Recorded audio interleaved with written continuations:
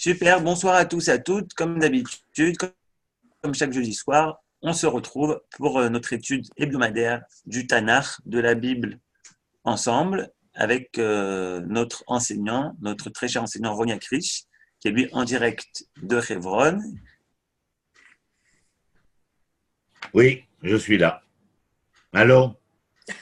quatre coins de la terre, qui nous Bonjour. écoutent et qui sont présents au direct. Et ben, c'est sur fr.lilmod.org, venir étudier avec nous chaque jeudi soir. Voilà, bonne étude à nous tous. La parole est à toi, Ronia. Merci, Yohan. Tof. Alors, on continue chapitre 6 à 10. Bien entendu que ça nous demande de survoler, de ne pas pouvoir rentrer dans le vif du sujet, mais allons-y quand même. Comme les chapitres sont un peu plus courts, on va essayer de lire un peu en hébreu pour nous faire plaisir aussi. Prenons le premier verset. Balaïla Ahu Nadeda Shnat Ameler. Dans cette même nuit, le roi ne trouvait pas le sommeil. Vayomer Leavi et Sefer Azichonot. Il ordonna qu'on lui amène les chroniques royales. Vayu Nikraim Lifne Ameler. Et on fit la lecture. Peut-être ne savait-il pas lire. On lui a fait la lecture de ces chroniques. Verset 2. Vaïmatse Katuv Asherigid Mordechai al Bigtan. Veteresh Nesarisse Ameler. Et donc, on découvrit qu'il fut consigné à cette époque-là, quelque temps précédemment, que deux personnages, Bigtan et Teresh, étaient en train de fomenter, un attentat contre le roi Assuérus. Bon, voilà pour les deux versets en hébreu. Les conséquences de cela vont être au verset 3, bien entendu, la demande d'Assuérus concernant ce personnage qui apparaissait dans les chroniques et de savoir s'il avait été récompensé ou pas. En vérité, les serviteurs vont lui répondre, bien entendu, que non. Et à ce moment-là, alors qu'il est en discussion à ce sujet, verset 4, Veyomer Ameler mi bechatzer. Il demande qui se trouve dans la cour. Ve Aman ba. Alors Aman, on se rappelle, Premier ministre, qui va décider de cette solution finale en convertissant Assuérus à l'idée qu'il y avait là un peuple étranger, minoritaire, qui vivait selon sa foi et ses lois, et dont il fallait se débarrasser pour éviter qu'il ne devienne une cinquième colonne. N'est-ce pas? Quand on écoute cela, on a l'impression de revivre des histoires connues. Et alors, Aman est présent au verset 4. Pour quelle raison? Il vient pour faire savoir à Assuérus que les morts, regardez le verset, je reprends le verset, Vayomer Ameler mi bachatzer ve Aman ba. Et Aman arrive, la Chatzer beit Ameler achitzona, dans la cour extérieure, les morts l'ameler, litlot et Mordechai à la etz, asher echin lo. Enfin, je dirais, enfin, Aman arrive à prendre la décision de punir Mordechai de ne pas se prosterner, plier le genou devant lui, et donc a décidé, sur le conseil de sa femme, de construire une potence afin de le pendre. Alors que Aman, au verset 5, se retrouve devant le roi, et le roi, d'une certaine manière, vous le voyez au verset 6, n'a pas l'air de considérer ce dont il est question, et il interroge Aman quant à ce que l'on devrait faire concernant ce personnage qui aurait, sans dire le nom, bien entendu, qui aurait sauvé le roi d'un attentat. Et là, Aman, pense qu'il s'agit de lui, que le roi voudrait honorer. Non, le roi ne lui dit pas qu'il y a eu un attentat, pardon, mais comment honorer quelqu'un qui aurait servi le roi, etc. Et Aman va déclarer dans ce chapitre 6 que pour honorer, si tu veux monter un petit peu, Pascal, Verset 8, il faut prendre un vêtement royal que le roi a déjà porté, ainsi qu'un cheval que le roi a déjà monté, sur la tête duquel on déposait une couronne royale. Verset 9, confier le vêtement et le cheval à l'un des plus illustres princes du roi, etc., etc. Et le roi dit à Aman au verset 10, dépêche-toi de prendre le vêtement et le cheval. Pour qui? Mordechai Ayoudi, pour Mordechai, le juif, ou le juif Mordechai, qui est assis à la porte du roi, et sans rien négliger de ce que tu as mentionné, dit le verset 10. Verset 11, eh bien, je dirais un peu à La Fontaine, Aman se retrouve Grosjean comme devant, et il va donc prendre le vêtement et le cheval, et promener ce personnage qui devient éminent, de par ce qu'il aurait sauvé. Au verset 12, Mordechai revient à la porte du palais. Aman, on s'imagine, penaud, rentre chez lui, et au verset 13, il va exposer à sa femme Zeresh et à tous ses amis ce qui lui est arrivé, et ses conseillers et sa femme vont lui dire quelque chose de tout à fait étonnant. Regardez verset 13. Si ce Mardoché, Mordechai, devant lequel tu as entamé ta déchéance, est un juif, tu ne pourras rien faire contre lui, tu ne pourras que perdre la partie contre lui. Quelle est la raison pour laquelle Zeresh, la femme de Haman, et ses conseillers lui disent ce qu'ils lui disent?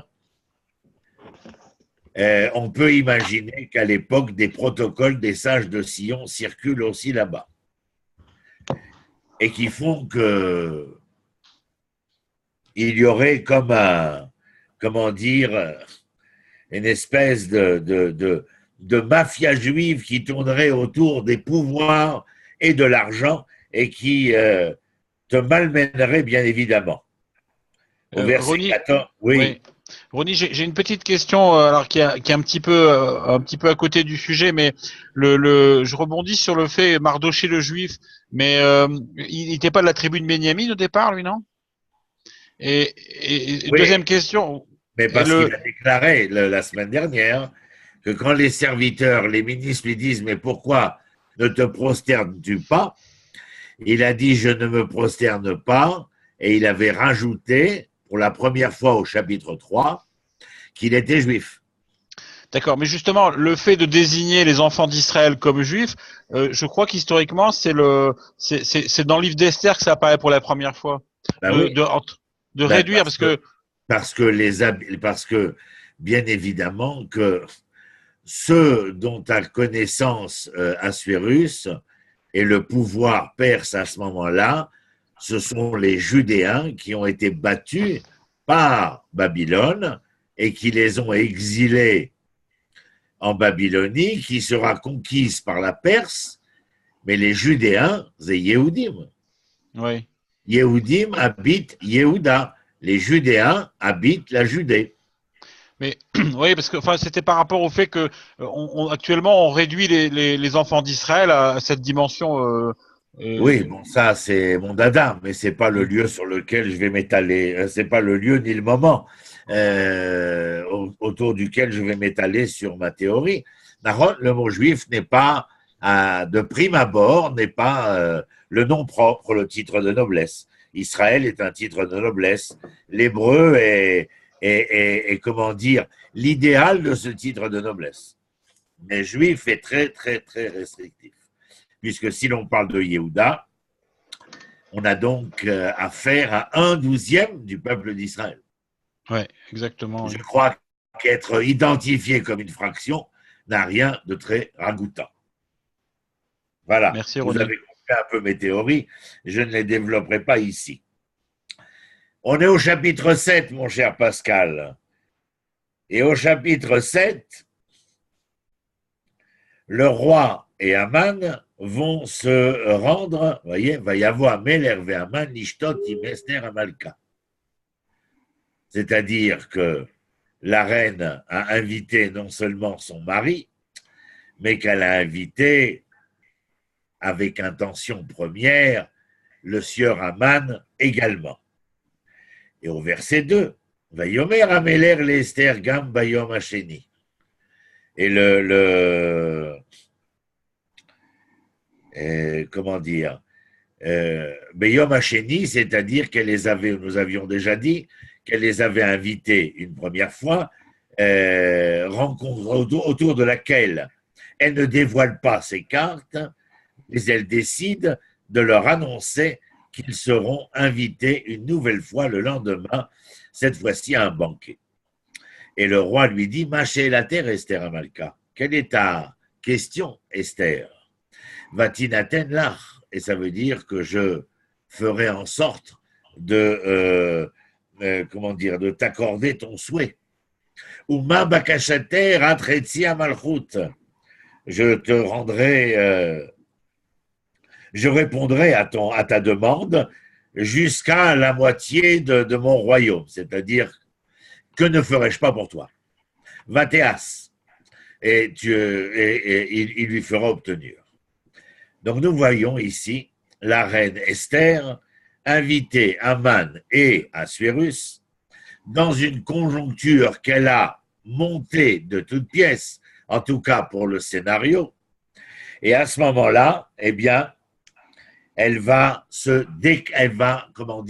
déclarer à Assuérus les raisons qui l'ont amené à créer ce momentum-là, c'est-à-dire ce moment-là. Et elle lui dit de cette manière, au verset 4, vous le voyez, Ki nimkarnu ani ve'ami. Nimkarnu, nous avons été vendus, moi et mon peuple. Vous vous rappelez que la semaine dernière, Mordechai, lorsqu'elle décide de faire partie des jeunes vierges convoquées au palais pour que le roi choisisse une nouvelle femme, Mordechai demande à Esther de ne pas dire quel est son nom et quelle est son origine. Je vous rappelle que Mordechai ne dit qu'il est juif qu'au 3e chapitre, ni au 1er, ni au 2. Et cette fois-ci, eh bien, nous voyons ce qui est écrit, qui nimkarnu ani ve'ami, c'est-à-dire qu'on nous a vendus à moi et à mon peuple. Et donc, c'est la première fois qu'elle déclare son appartenance au peuple d'Israël. Les Hashmid, les Harog ou les Abed, c'est-à-dire qu'on a voulu nous détruire, nous exterminer, nous tuer, nous perdre, etc., etc. Veilou la avadim ou l'ishfachot nimkarnu. Mais si, tout du moins, nous avions été vendus comme esclaves, serviteurs et servantes, et Rerashti, je n'aurais rien dit, votre majesté, qui en atzar chavé, benezé kameler. Et là, je crois que la phrase qu'elle utilise est assez étonnante, si ce n'est bien réfléchie. Elle lui dit, si tout du moins nous avions été vendus comme serviteurs, j'aurais gardé le silence. Assurément, je lis ce que votre traduction, le persécuteur n'a pas eu une pensée pour les dommages qu'il causerait au roi. Ah, vous entendez déjà, comment dire, un son qui vient éveiller chez Assuérus non seulement la douleur de sa femme concernant le décret qu'il avait pris avec Aman, je vous le rappelle, ce n'est pas qu'Aman. Il y a la bague comme sceau royal qui est donné à Aman et qui accorde le droit de solution finale entre les mains d'Aman. Et puis maintenant de venir et de déclarer ô combien le fait de mettre en marche cette solution finale, eh bien, est dramatique, bien entendu. Mais si seulement nous avions été vendus comme serviteurs, le roi n'aurait pas perdu au change que là, il va perdre en quelque sorte les forces travailleuses, etc., etc. Voilà. L'attitude de Esther est tout à fait intéressante. Au verset 5, Vayomer Améler Achashverosh, Vayomer l'Esther Amalka, Miouzé, dis-moi, qui est-ce? Asher Maloli Bola Sotken, qui a eu l'audace d'agir de la sorte. Vatomer Esther. Je lis en hébreu en même temps parce qu'il y a un suspense hitchcockien. Vatomer Esther, Ish Tsar Veoyev. Un homme qui est violent, cruel et acharné. Ah, on ne sait pas encore qui est-ce. Elle fait durer le suspense avant de faire tomber, comment dire, le couperet. Aman, Ara, Azé. C'est de Haman dont il est question. Ve'aman Nivrat. Nivrat, ça veut dire qu'il est abasourdi. Milifna Ameler Ve'amalka, devant le roi et la reine. Et au verset 7, Pascal, tu peux monter un peu. Ve'ameler Kam Bechamato. Le roi est tellement bouleversé, plus que bouleversé, il est, comment dire, dans une bande dessinée, on lui aurait fait sortir de la fumée de ses narines. Il est en colère. Mimishtaïaïn, il sort, et où il va? Dans les jardins. Ve'aman Amad, et Aman se trouve debout. Debout pour quoi faire? Les vakesh al nafsho mi Esther Malka. Demander grâce à la reine qui vient de l'accuser. Kira, Kiralta et Lavaraha, mais est Améler. Car il a bien vu la colère s'emparer du roi, sachant qu'en cela, justice était faite. Car il y avait là une présentation de crime de lèse-majesté. Et alors que se passe-t-il? Écoutez bien. Améler Shav, Miginat Abetan, Elbet Mishte. Le roi revient des jardins vers la salle du banquet. Et que voit-il? Ve'aman nofel alamita asher Esther aléa. C'est-à-dire que Assuérus, lorsqu'il rentre dans la salle du banquet, sur le divan présent où est allongée la reine Esther, il voit Aman se coucher sur le corps d'Esther, bien entendu. Vayomer Améler.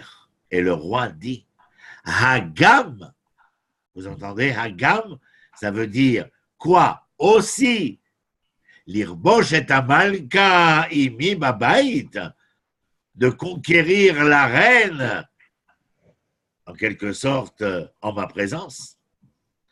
Adavar yatsam ipi Améler, ou pne Aman chafou, et on imagine dans quelle situation se retrouve Aman. Donc voilà la description de la scène voulue,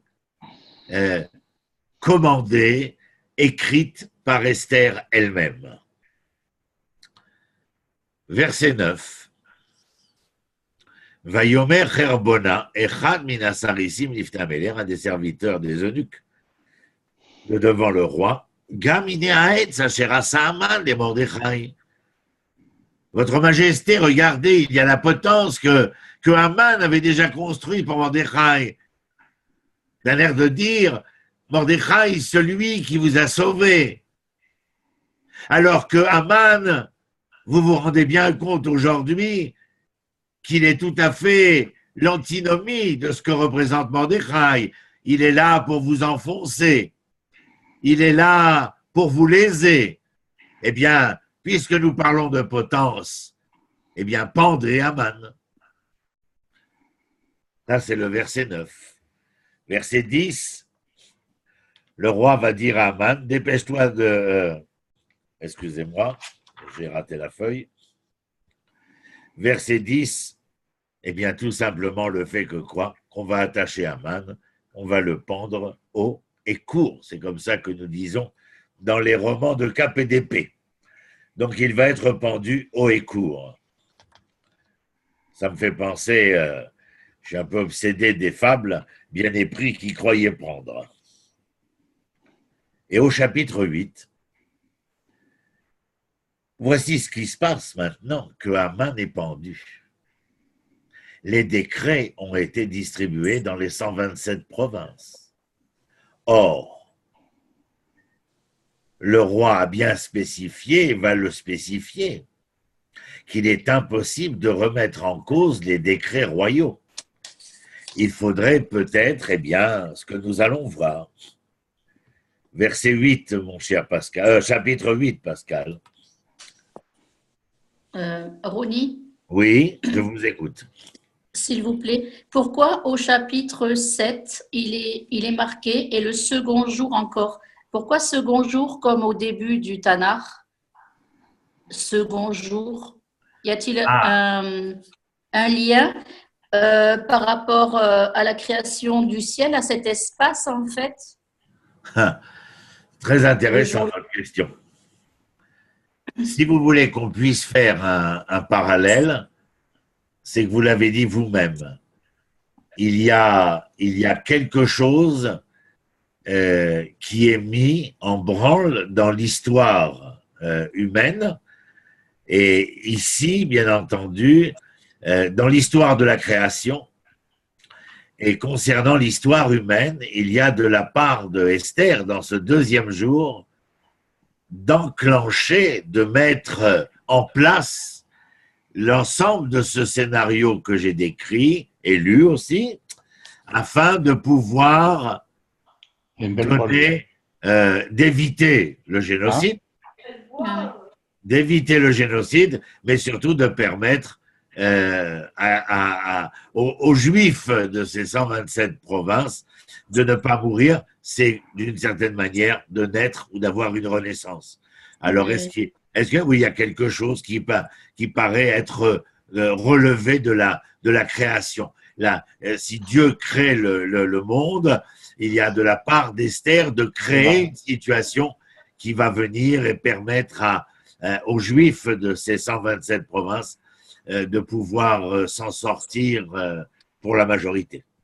D'accord, merci. Chapitre 8. Beyom en ce jour, Nathan Ameler Achashverosh et Esther Amalka, le roi offrit à Esther, et Beit Haman, la maison de Haman, Tzorer HaYehudim, c'est-à-dire celui qui a voulu persécuter les Juifs, ou Mordechai Balifne Ameler.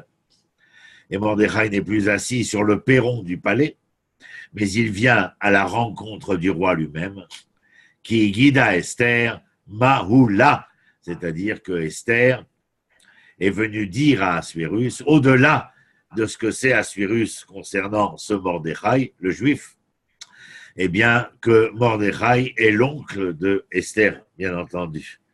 Alors que va faire le roi Assuérus? Vayassar Ameler et Tabato. Il retire son anneau, Asher Evir mais Aman, l'anneau que portait Aman et qui a donc été certainement retiré avant d'être pendu.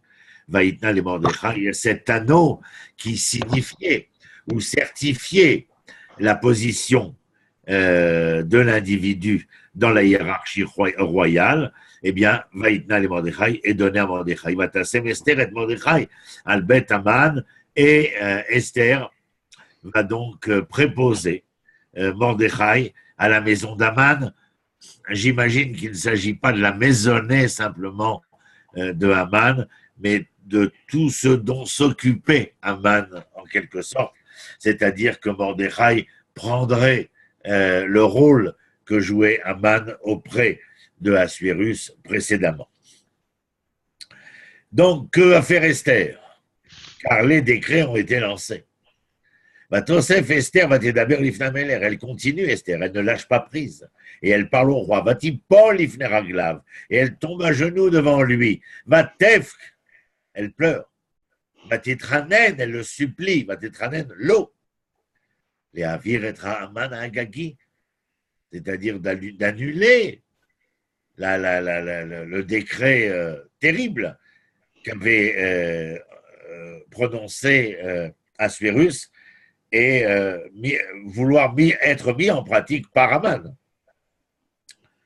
Ve'et marshavato asher chashav ala Yehudim, c'est-à-dire que c'était non seulement le fait que ces lettres stipulaient une extermination, mais elle demande plus, elle demande non seulement que la stipulation de la solution finale soit abrogée, mais à mon avis, elle demande quelque chose de plus. C'est-à-dire que le dessein d'Aman, dans la pensée, dans l'idée, dans l'idéologie, soit contrarié, c'est-à-dire, non pas de dire c'est une mauvaise idéologie, mais peut-être demande-t-elle Asher Chashav ala Yehudim, de ce qu'il pensait des Juifs, eh bien, en quelque sorte, d'éduquer, je dirais. Si l'on veut changer la forme de la pensée, il faut que l'éducation soit appropriée. Le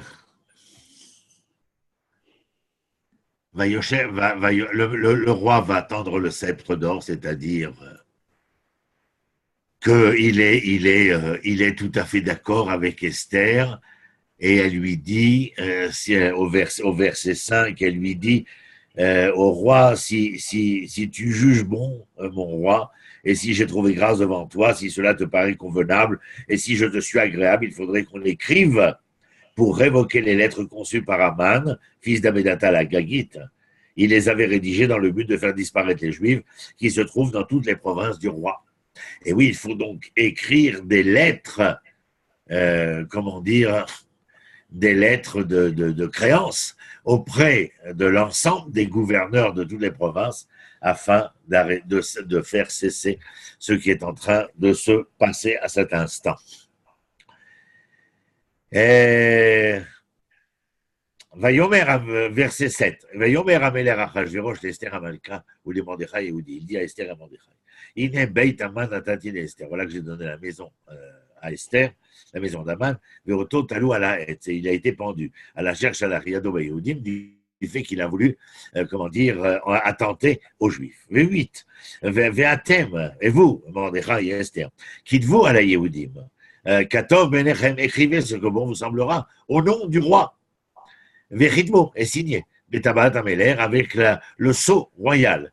Qui Kater Hashem Nirtav Beshem Ameler. Vous voyez, c'est là qu'il dit que ce qui avait été écrit précédemment ne peut en aucun cas être remis en cause. Et il est important que vous vous écriviez ces lettres afin de pouvoir, bien entendu, annuler les lettres précédentes, le décret précédent. Verset 9. On invite comment on les appelle, les scribes, bien entendu. Et verset 9, oui, moi je l'ai en entier parce qu'il y a nos images devant. On va convoquer les secrétaires du roi. Je regarde mes feuilles, ce que moi j'ai noté. Pardon. On est au chapitre 8, oui, voilà. Et nous sommes au verset 9. Donc, ce que ces lettres vont venir dire, bien entendu, c'est ô combien la situation a été totalement renversée. Si nous avions vu dans les premiers chapitres de la semaine dernière comment les événements se déroulaient, s'enchaînaient, jusqu'à arriver à produire ces fameux décrets d'extermination, eh bien, nous voyons ici, par exemple, au chapitre 8, eh bien, nous voyons comment tout s'est retourné. Vous savez que nous avons l'habitude de dire que Purim, c'est la fête de ce qui se transforme, de ce qui s'inverse. Pour, c'est Afour, c'est ce qui est le vers et l'envers, en fin de compte, de chaque chose.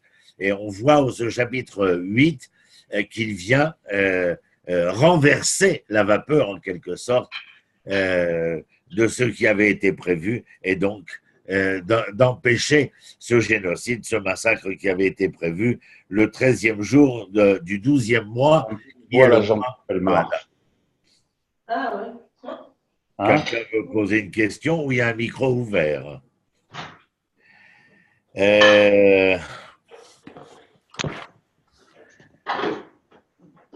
On monte un peu, mon cher Pascal. On monte un peu, Euh, voilà. Oui, une question. Ronnie, Oui. oui, 127 provinces, ça fait 2 fois que c'est mentionné. Est-ce que ce 127, il veut dire autre chose que le nombre 127? Ah, ah. Peut-être que vous le savez comme moi, c'est le nombre d'années qu'a vécu Sarah. Ah, voilà, merci. Peut-être. C'est Peut-être. ce qui me vient à l'esprit en répondant sur un pied.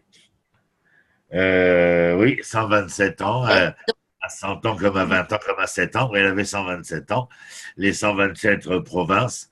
J'ai gardé quelque chose dont je vais vous parler. Je veux finir les 10 chapitres parce qu'ils ne sont pas très extraordinaires comme les 5 premiers. Et puis ensuite, je vous dirai quelle est ma façon de lire dans les jours à venir la Megillah, et en tout cas les cours que je donne à mes élèves concernant la Megillah. Donc je vous donnerai mon point de vue qui reprendra la connaissance de l'histoire générale et appliquée à la Megillah Esther. D'accord, merci. Donc, en fin de compte, nous sommes au verset 10, on écrivit ces messages, ces décrets au nom du roi Assuérus, et on apposa le sceau royal, bien entendu, et on envoya les lettres dans toutes les provinces. Le roi va autoriser les Juifs, quelle que soit la ville où ils habitent, au verset 11, à se rassembler et à défendre leur vie.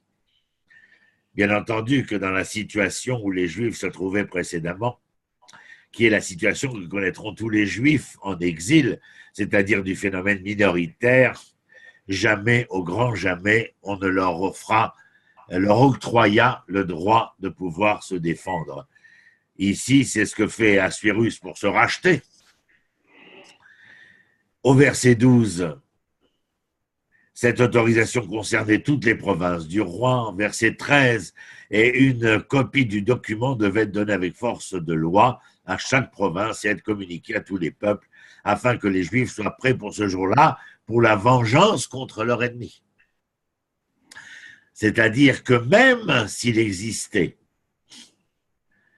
des individus, des groupes qui viendraient prendre les armes malgré le nouveau décret d'Assuérus, les Juifs auraient le droit de se défendre. Voilà. C'est une première dans l'histoire concernant le statut des Juifs en exil. Il est vrai que précédemment, nous n'avons pas d'autres exemples, si ce n'est l'Égypte. Et en Égypte, nous connaissons leur statut d'esclaves. Verset 14, verset 15, Mordechai sortit de chez le roi porteur d'un vêtement royal bleu et blanc. C'est intéressant, hein, bleu et blanc. Mordechai yatsa minifne ameler belevush malchut trelet vachour. Oui, bleu-blanc. Vous avez remarqué quelle est la couleur du drapeau d'Israël aujourd'hui.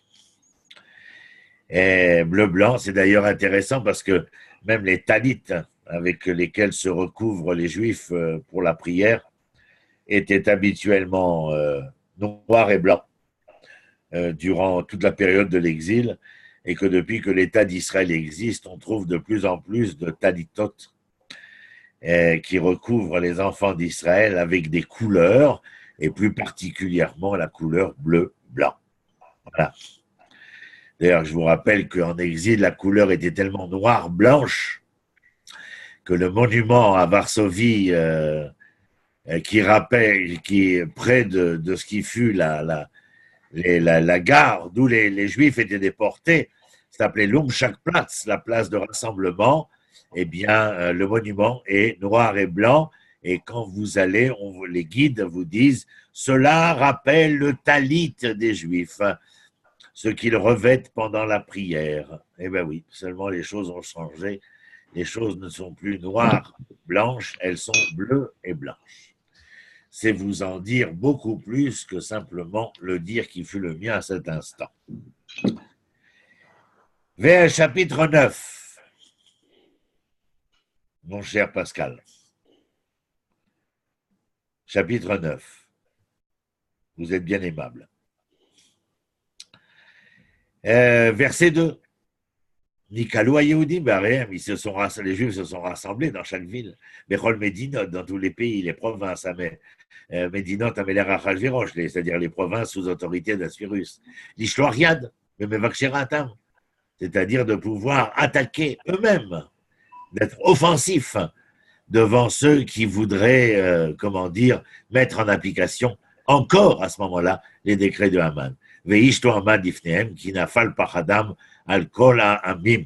En vérité, ils ne rencontrèrent aucune opposition, étant donné que, dit le texte ici, ils ont inspiré la terreur dans les populations, non pas parce qu'il se passait quelque chose, mais par le seul fait de ce retournement de situation. Verset 4, qui Gadol Mordechai Bebet Ameler, Mordechai est devenu un homme influent. Veshamo Oler Bechol Amedinot, et sa renommée est arrivée partout. Aïsh Mordechai Oler Vegadol, c'est-à-dire que la personnalité de Mordechai va en grandissant, il devient un véritable, emblème d'État. Vayakou Yehudim Bechol Oivem, verset 5, et les Juifs ont frappé leurs ennemis, là où cela s'est avéré nécessaire, ils les ont tués, éliminés et fait disparaître, et ils firent ce que bon leur semblèrent pour en finir avec ces hommes-là. Et dans la capitale Suse, eh bien, les Juifs vont tuer 500 personnes. On imagine que ce n'est pas des masses, mais apparemment, certains groupuscules antisémites fervents. Et ensuite, bien sûr, il va y avoir les 10 enfants de Haman, vous voyez, verset 10, et précédemment, 7, 8, 9, ce sont les noms des fils d'Haman qui vont être pendus aussi. Certains ont voulu faire des rapprochements analogiques avec l'histoire, puisque au procès de Nuremberg, après que Goering se soit suicidé, il resta 10 hommes de renom du gouvernement nazi qui furent pendus. Je vous le rappelle, ils ont été pendus, pas fusillés, mais ils ont été pendus, donc certaines personnes ont trouvé qu'il y avait là un pendant, un rappel, un parallèle de l'histoire et je ne sais trop quoi, mais enfin, je ne m'aventurerai pas sur ce passage, j'ai juste rappelé, puisque j'ai eu l'occasion de voir une espèce de clip à ce propos. Dernièrement, je parle.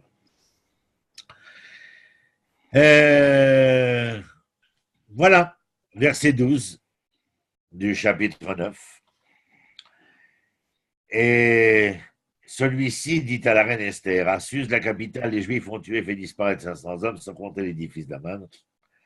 Qu'auront-ils fait dans le reste de mes provinces? Cependant, quel est l'objet de ta demande? Il te sera accordé, que désires-tu encore, tu l'obtiendras. C'est Esther devant le roi une nouvelle fois. Chapitre 9, nous sommes au verset 12. Esther répond au verset 13. Si tu le juges bon, il faudra autoriser les Juifs de Suse à agir demain, encore conformément à la loi en vigueur aujourd'hui, et pendre le corps des 10 fils d'Aman à une potence. Le roi ordonna d'agir de cette manière. Cet édit fut donc proclamé à Suse, et l'on pendit le corps des 10 fils d'Aman dont nous parlions il y a un instant. Au verset 15, les Juifs de Suse se sont rassemblés le 14e jour du mois de Hadar et tuèrent 300 hommes à Suse. En revanche, ils ne se livrèrent à aucun pillage. Quant au reste, verset 16 des Juifs qui se trouvaient dans les autres provinces du roi, ils se rassemblèrent pour, défendre leur vie. Voilà.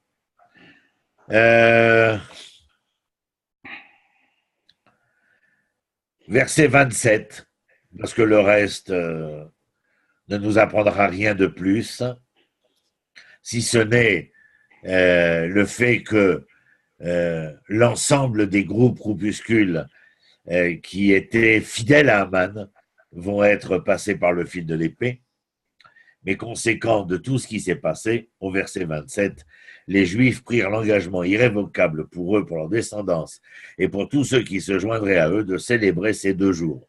Quels 2 jours? eh bien, le premier jour qui est dans toutes les provinces sous l'autorité de Assuérus, et le deuxième jour dans la capitale, la ville capitale, une ville qui était entourée de murailles, raison pour laquelle aujourd'hui, la semaine prochaine, eh bien, nous ferons Purim, par exemple, à Kiryat Arba, Hebron, mercredi soir, donc la journée de jeudi, alors que Jérusalem, considérée comme une ville entourée de murailles, pour rappeler la ville de Suse, capitale, toutes les villes qui avaient des murailles seront mises en parallèle avec la capitale Suse de l'Empire perse et devront fêter, aujourd'hui, c'est Jérusalem par excellence, fêteront Purim jeudi soir, c'est-à-dire vendredi.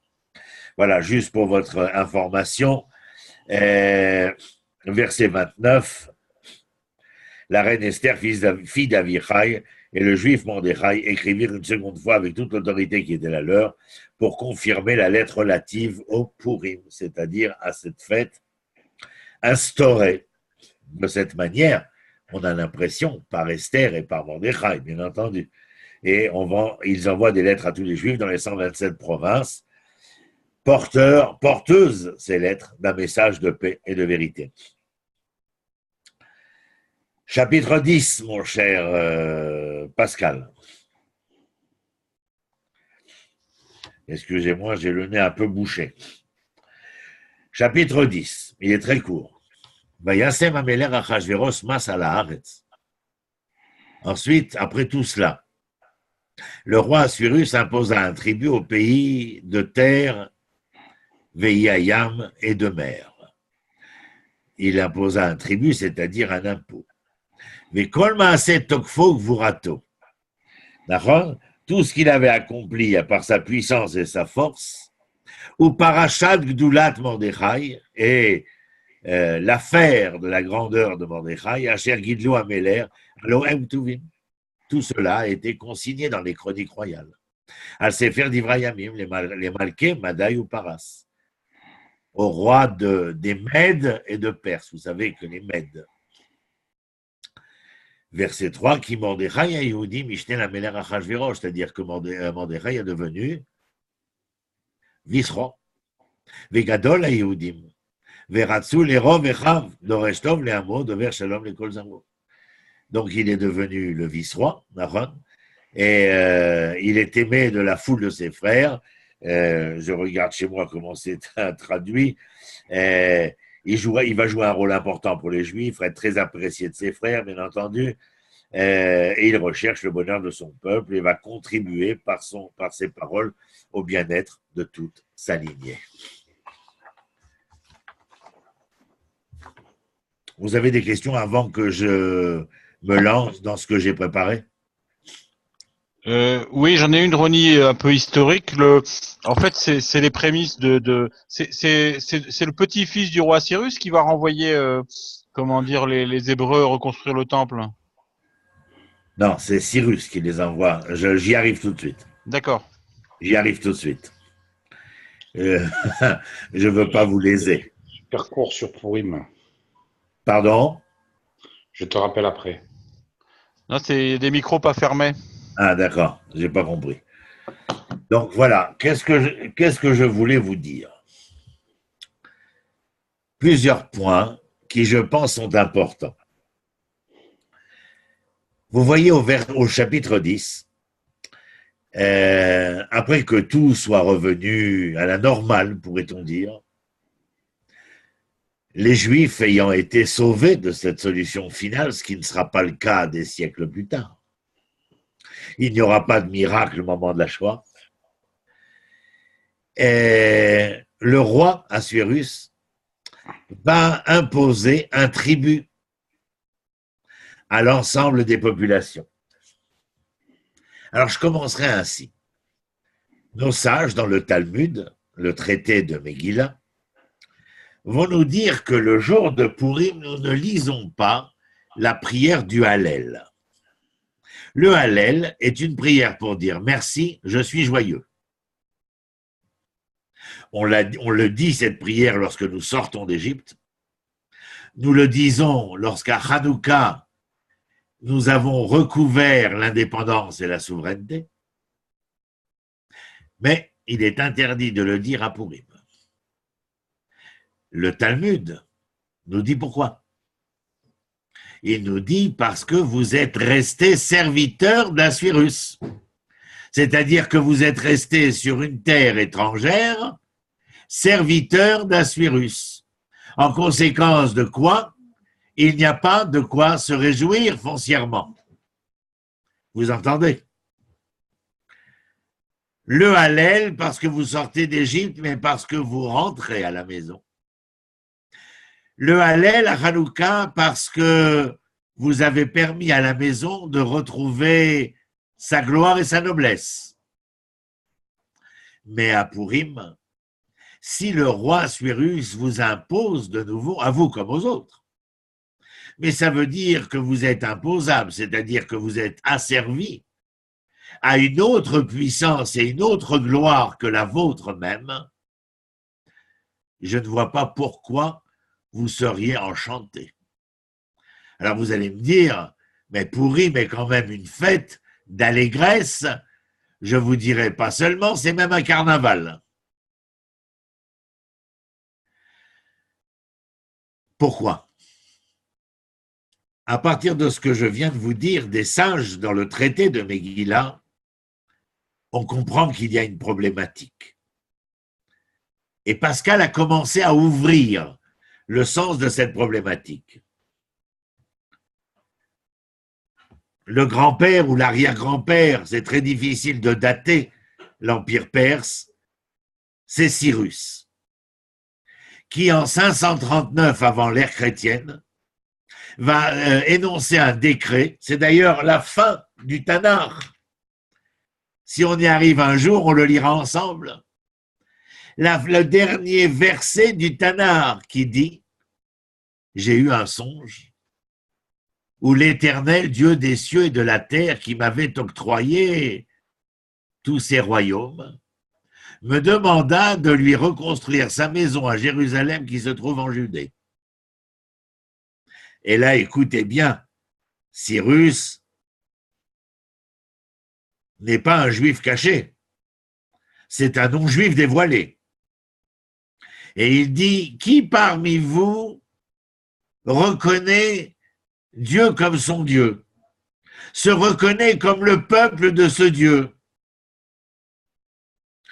en quelque sorte qu'il croit foncièrement à ce que Dieu veut. Et le dernier mot, c'est un verbe du Tanakh et une injonction. Vaya'al, traduction, qu'il monte. Je vais vous dire où se joue le drame. C'est qu'après le décret Cyrus, ceux qui pensent à faire un parallèle avec la déclaration Balfour, je leur dis oui, oui, 10 fois oui. Seulement 42 000 juifs vont monter de Babylone perse vers Jérusalem selon l'injonction de Cyrus qui n'est pas juif. Et ils montent afin de reconstruire la maison, comme a dit Cyrus. La maison, c'est le temple. Mais vous comprenez donc bien qu'il y a de grandes chances dans la datation historique que le décret Cyrus soit en amont de l'événement Purim. Mais si le décret Cyrus est, comme je le dis, précédant l'événement Purim, nous sommes en face d'une population qui, alors qu'elle avait l'opportunité de pouvoir se lever, se rendre de nouveau, comme pour la sortie d'Égypte, vers la terre ancestrale afin d'y reconstruire la maison, mais pas seulement la maison de Dieu, la maison, ne l'a pas fait. Nous nous retrouvons dans une problématique dramatique. Le parallèle avec la déclaration de Balfour, c'est qu'elle autorise les Juifs à quitter l'Europe pour aller fonder un foyer national au Moyen-Orient. sur la terre ancestrale. Je vous rappelle qu'à l'époque où la déclaration de Balfour est faite, 100 juifs sortent de Russie, 99 montent sur un paquebot vers les États-Unis d'Amérique et un prend la carriole et la charrette pour aller vers la Palestine. Je n'ai pas besoin de continuer le parallèle, vous l'avez déjà fait dans votre tête.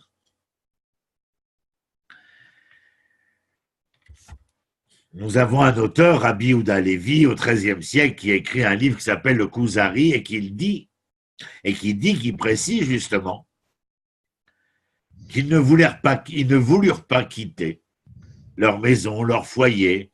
Pourtant, cela ne faisait pas des centaines d'années qu'ils étaient là. Mais ils préféraient ce lieu qui leur apportait, pense-t-on,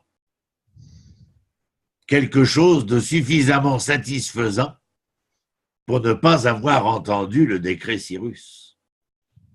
Qui étaient Mordechai et Esther? Mordechai, c'est l'oncle. Esther, c'est la nièce.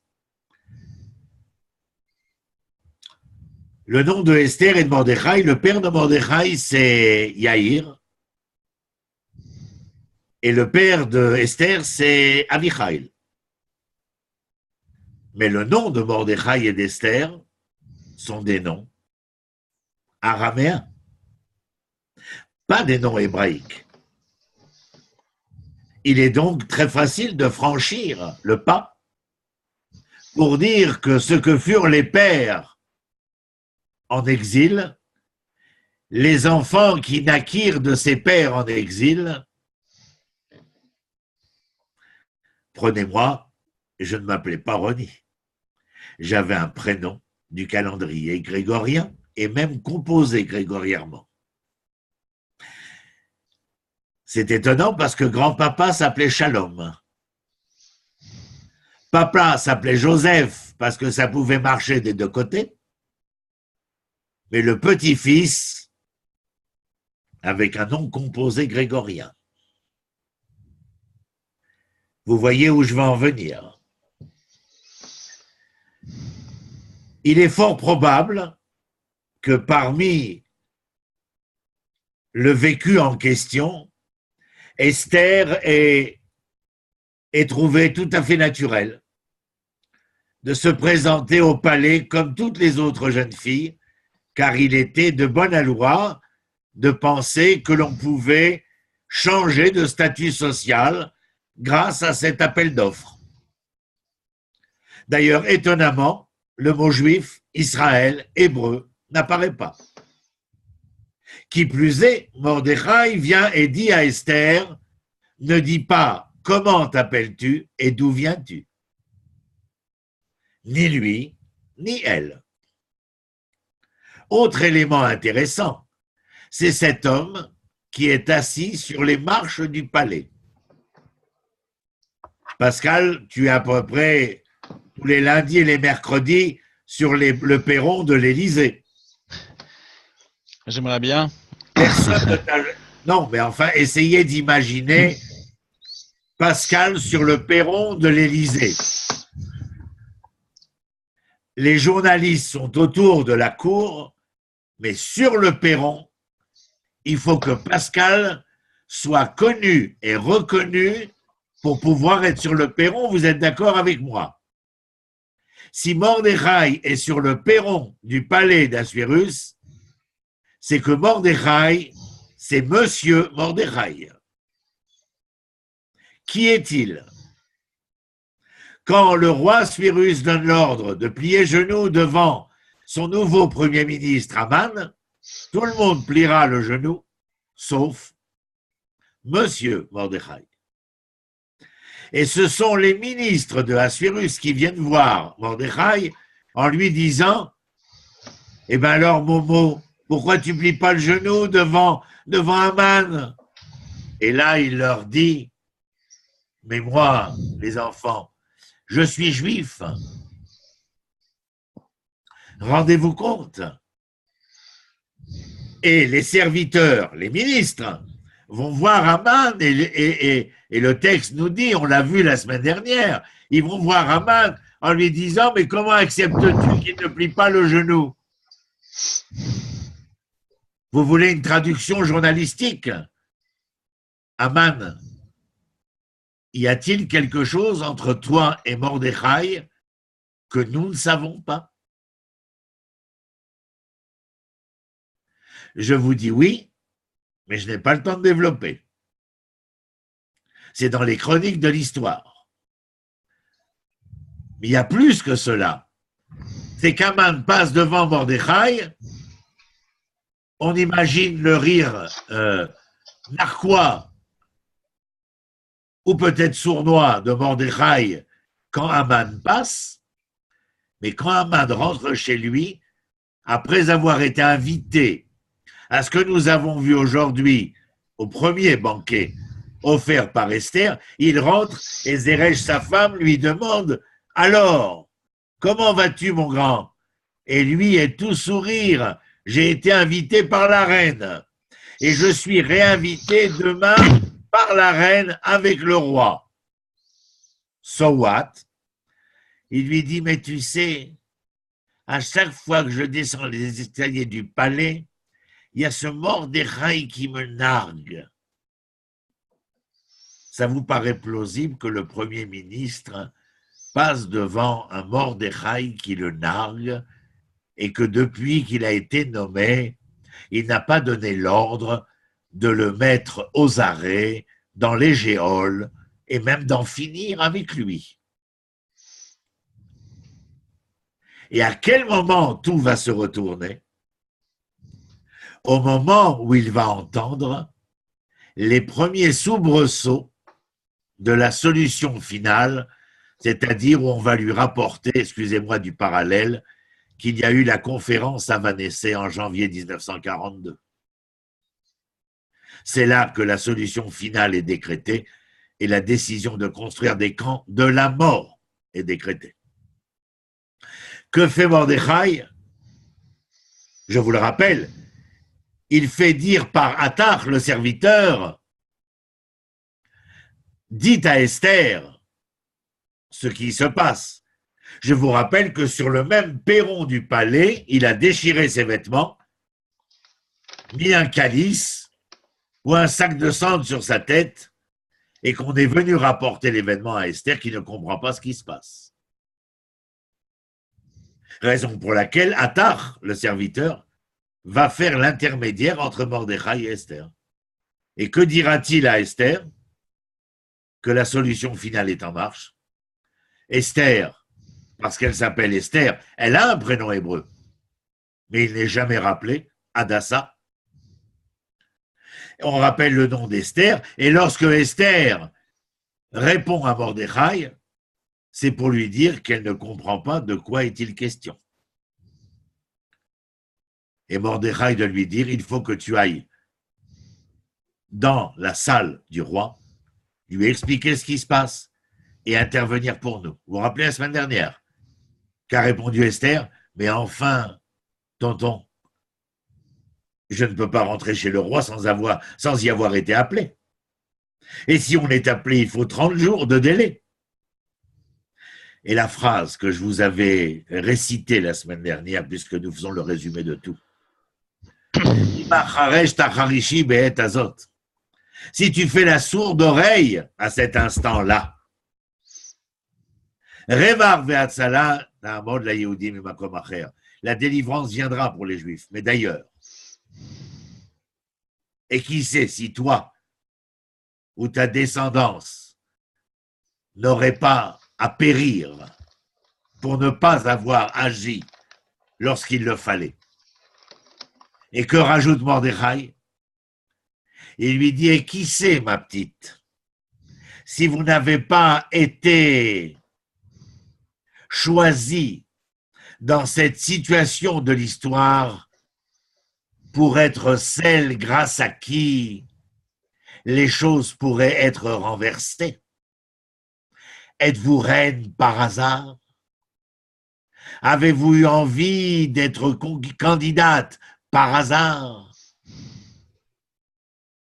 Et Esther répond, j'ai compris. Mordechai a déjà retrouvé son nom et son origine. Esther, à cet instant, retrouve son nom et son origine. Elle dit, j'irai voir le roi envers et contre tout, advienne que pourra. Que dit-elle à la fin? Kacher avadeti avadeti. Perdu pour perdu, que je sois perdu. Mais que cette perte puisse servir au devenir d'Israël. Alors voilà, Pourim approche. Je ne sais pas si j'ai ces dernières années envie de vraiment me réjouir, parce que ça fait quelques années que je pense à Esther, pendant que toutes les crécelles et tous les hochets font du bruit. Je l'imagine derrière les murs du palais à Suse. Elle n'en sortira plus jamais. Grâce à elle, point de suspension. Mais puis-je me réjouir autant alors qu'elle est encore derrière les murs? Et pour revenir par quoi j'ai commencé, puis-je me réjouir alors que nous sommes restés les serviteurs de les objets de notre histoire dans les 127 provinces et que nous n'avons pas saisi l'opportunité de retrouver la maison, la souveraineté, l'indépendance, de redevenir les sujets de notre histoire. Bien sûr, je suis inaudible, parce que dans quelques jours, quoi que je puisse dire, on préférera le déguisement, le masque, le verre de vin ou la bonne nourriture, les danses et autres carnavals, plutôt que d'écouter un rabat-joie qui vous dirait que vous avez pris le temps de penser au pourquoi, du comment, des tenants, des aboutissants, qui était-il, que voulait-il, où allait-il,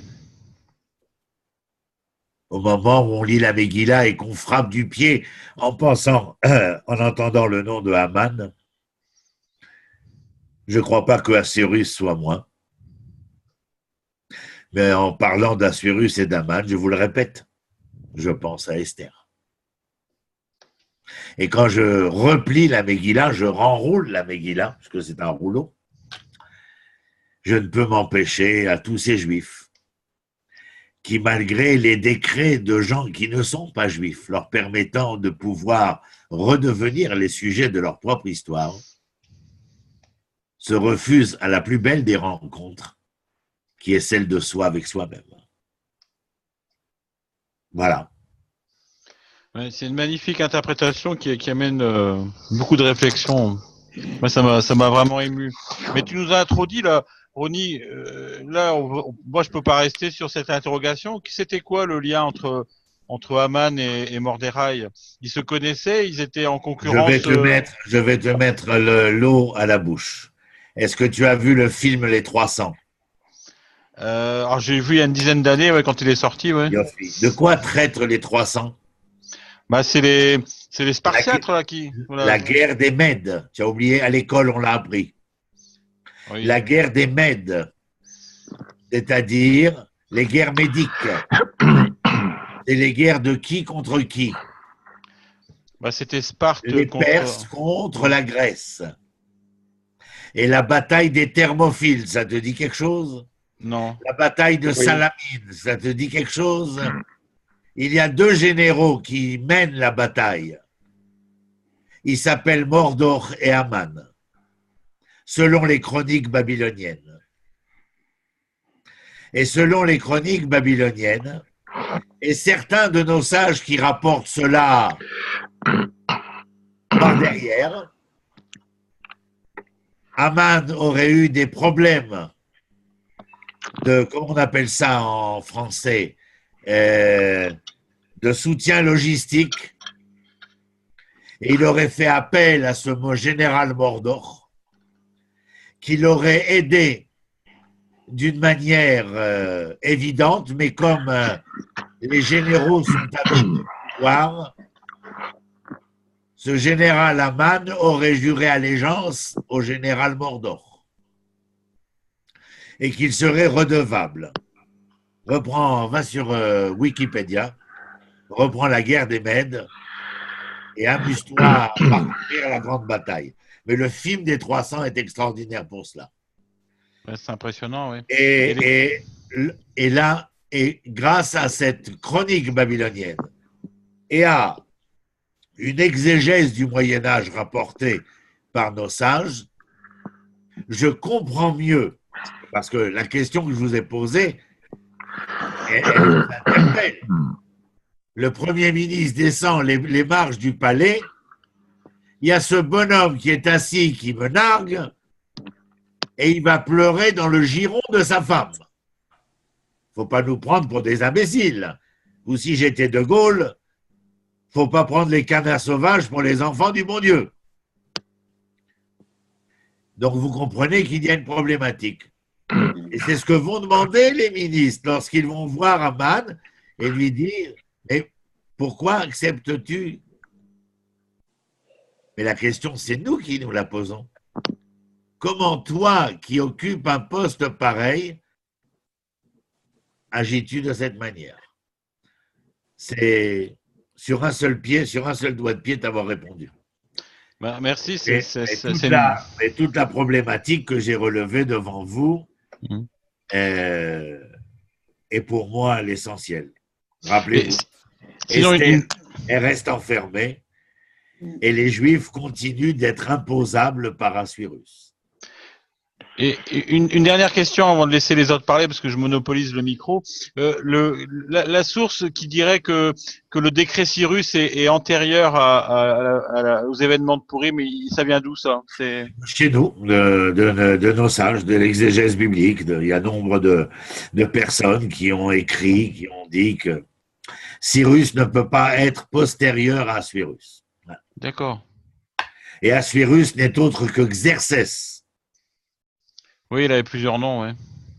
Voilà. Donc, il est fort probable, de toutes les manières, que l'histoire de Pourim soit conséquente de l'hégémonie perse sur l'ensemble des 127 provinces qui vont de l'Éthiopie à l'Inde. D'ailleurs, les chroniques perses et babyloniennes rappellent que ce Xerxès, s'il avait autorité sur tout le monde oriental, sa guerre contre la Grèce, c'était afin d'ouvrir le front occidental. La folie des grandeurs. Ouais. Les descendants de Mordechai et Esther sont toujours en exil, en fait, parce que en Iran, là, c'est la plus grosse communauté juive dans un pays musulman au monde. J'espère que la plupart sont là. J'espère que la plupart sont là. Mais rendez-vous compte pourquoi je ne suis pas si joyeux que ça. Voilà. Un grand merci, Ronnie, en tout cas. Ben oui, c'est vous faire partager mes intimités intellectuelles. Oui, Ronnie. Quand on entend ton propos, c'est un propos grave, puisque tu dis une chose extraordinaire. Aujourd'hui encore, nombre de gens qui devraient être en Israël payent des impôts là où ils ne devraient pas les payer. Il y a quand même une responsabilité rabbinique et d'enseignant par rapport à la Megillah. Puisque là, on vient de toucher du doigt quelque chose de profond. Des gens ne sont pas à leur bonne place. Et comme ça s'est passé pour l'Égypte et comme ça s'est passé par la suite pour le décret, des gens n'ont pas entendu la voix de Dieu qui leur disait maintenant rentrez à la maison les enfants. Ben oui, je pense que même aujourd'hui, on ne doit pas dire c'est Herzl qui nous a conduits en Israël. Herzl a été un vecteur, Ben Gourion a été un vecteur, mais je pense que le Dieu créateur est celui qui est derrière l'ensemble des mouvements de cette histoire, où les hommes ont la possibilité de dire oui ou non, mais où Dieu est derrière cette opportunité qui est offerte à la sortie d'Égypte. Et vous vous rappelez, on en a parlé, 4/5 ne sortiront pas. La sortie de Babylone, de la Perse. Cyrus est vraiment extraordinaire. D'ailleurs, Isaïe l'appellera le Messie. mon Messie, pardon, Meshichi, mon Messie, et le prophète Isaïe l'appellera. Et donc je reste perplexe, bien entendu, face à de telles conjonctures, de tels parallélismes historiques, et qui ne me permettent pas, je ne suis pas un décliniste, mais quand vous demandez à un cancérologue de vous dire la vérité, et que le cancérologue dit à son patient, vous êtes atteint d'un cancer, il n'est pas décliniste, il est médecin. Zéro. Alors, je suis pas joyeux à Pessah. Je ne suis pas joyeux pour les raisons que je vous ai expliquées, parce que je n'ai pas envie de me mettre un masque. Je dis à mes étudiants que c'est le seul jour où enfin on peut ôter son masque. Donc, ce qu'il faudrait beaucoup plus dans les tfilas, c'est d'avoir ces moments particuliers où on demande à Hachem plutôt une refoua shelema pour l'ensemble du peuple et que les yeux soient ouverts, hein, comme il est dit. Oui, on dit surtout qu'il faut une médecine pour le corps, refoua ta gouf, mais on dit aussi une médecine pour l'esprit, refoua ta nefesh. Et je crois que chez la plupart des sapiens, nous sommes très touchés du côté de l'esprit. C'est un petit peu ce que l'on dit dans une des prières, quand on demande l'intelligence et la compréhension, etc. Et d'ailleurs, Dieu dit, tu nous offres la possibilité de connaître, de savoir et d'entendre et de comprendre, mais si tu nous l'offres, eh bien, soyons la preuve tangible que nous en sommes capables. Je pense que rien qu'en écoutant ce cours, on a plus envie de pleurer que de se réjouir. Oui, j'ai deux raisons d'être triste. La première, c'est Esther, mais la plus importante, alors Esther, c'est au niveau individuel. Le sacrifice, de la même manière que je ne peux pas m'empêcher de ne pas raconter à mes élèves, quand je parle des héroïnes du Tanar, de ne pas, après ces héroïnes du Tanar, de ne pas parler de ces héroïnes du ghetto de Varsovie, de la poétesse Rana Senej qui a été parachutée en Allemagne et qui a été torturée et qui est morte sous la torture de la Gestapo, etc. Alors j'ai de la peine pour Esther parce elle se sacrifie, oui c'est vrai, elle se sacrifie, mais j'ai surtout cette douleur intense dans le fait qu'en amont de l'histoire, ils n'ont pas su entendre les interpellations de l'histoire, mais en aval de cette histoire, ils sont là. Et le texte, le 10e chapitre, se termine en nous disant que Assuérus, eh bien, alors vous me direz, il rend imposable tout le monde, oui, mais les Juifs restent imposables. En quoi furent-ils délivrés? Je vous ai donné la réponse. Les sages nous disent, pas de Hallel le jour de Purim. Pas de prière de joie et de remerciement. Vous n'en êtes pas à ce niveau-là, à cette hauteur-là. Mais si un jour vous décidez, et c'est la raison pour laquelle le jour de l'indépendance, le Yom HaAtzmaut, je dis le Hallel parce que je suis justement là, joyeux et remerciant de m'avoir permis de recouvrir cette souveraineté, cette indépendance-là. Que ne veulent pas les Juifs de Perse. Donc, Ronnie, si on regarde bien, est-ce que le fait que certains font la sourde oreille, je reprends un terme qui a été dit par Mardochaï, est-ce que là aussi, ça ne retarde pas la venue de Mashiach dans les... Non, je t'arrête tout de suite, Paul, ça n'a rien à voir. Personne n'a dit que la rédemption était dépendante de la quantité. La rédemption est inhérente à la qualité du moment. Zéro. L'État d'Israël a été décrété alors que nous étions 600 000. Il aurait été mieux que nous soyons 13 millions. Ce ne fut pas le cas. Et vous voyez que ces 600 000 qui représentaient ce que je vous ai décrit, 99 juifs vers l'Amérique et un juif vers la Palestine, vous avez vu que nous avons notre Purim, puisqu'aujourd'hui, ceux qui quittent leur pays, nous avons 90 juifs vers l'État d'Israël et 10 juifs vers des pays étrangers. Ça, c'est Pourim. Et en fin de compte, en faisant ce pas-là, je fais pas seulement un pied de nez à Hitler, à Haman, à Torquemada, à tous les antisémites de la terre. Je m'offre mon Pourim. Voilà. Merci d'avoir été là. Très bien. Ah oui.